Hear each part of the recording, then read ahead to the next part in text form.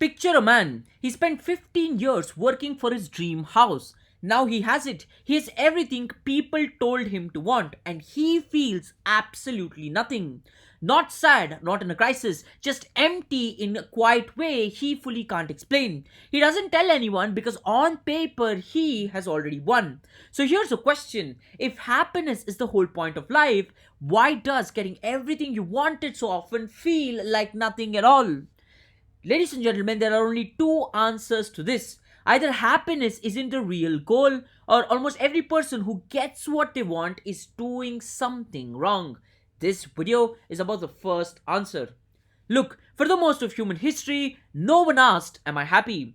They asked different questions. Will the crops grow this year? Will my kids survive this winter? Did I keep my word to the people who needed me the most?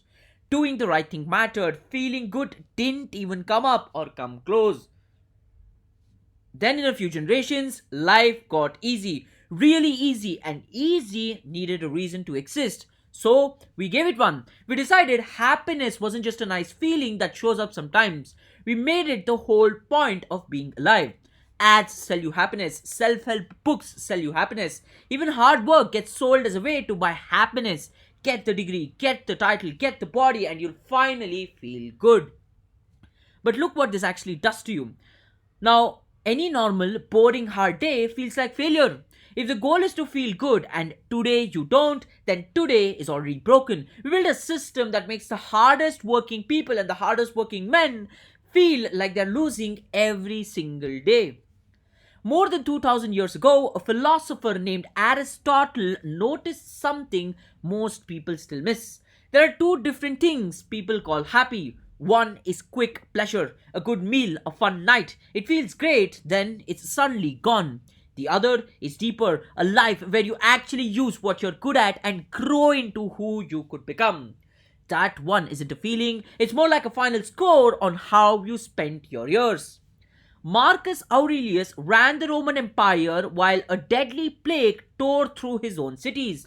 He kept a private notebook just for himself, never meant to be read by anyone else. It's almost all about his duty, about doing the right thing. He never writes about chasing joy, he writes about doing what the day needs, whether he feels like it or not.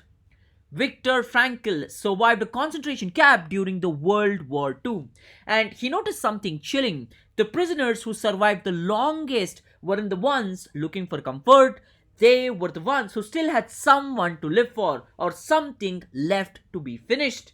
Having a reason to live doesn't make the pain go away, it makes the pain something they could carry, and that, ladies and gentlemen, mattered the most. Nietzsche said something that still makes people uncomfortable. Hard things aren't blocking your good life. Hard things are what your good life is made of. Take away the hard part and you don't get an easier life. You just get a fundamentally smaller life with absolutely no purpose to live for. This isn't just old wisdom from dead guys. Modern science also goes on to back it. Say something great happens, right? For example, a raise, a big win, free money you didn't earn. Here's what happens next. Within about a year, you drift right back to the feeling like you used to feel. The new car stops feeling new. Your brain wasn't built to stay excited forever, and this is something that everyone should acknowledge. It was built to notice the change and then move on. That's not broken, that's what kept your and my ancestors hunting for more food instead of just stopping the moment they had enough.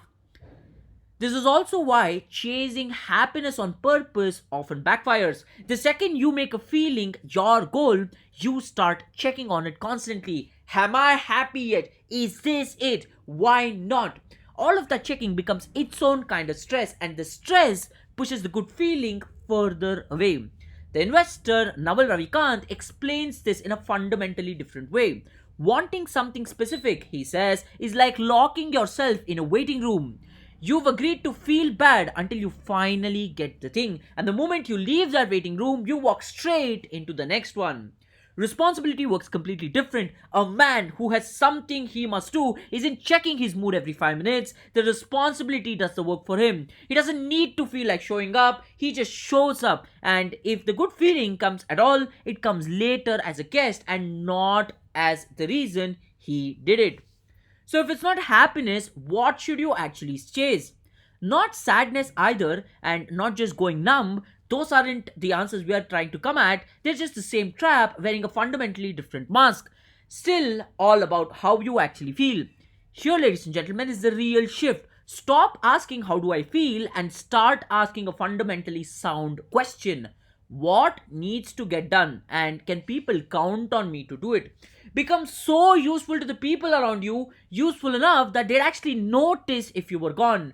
Get really good at something real, quietly for years before anyone's actually watching or clapping for you.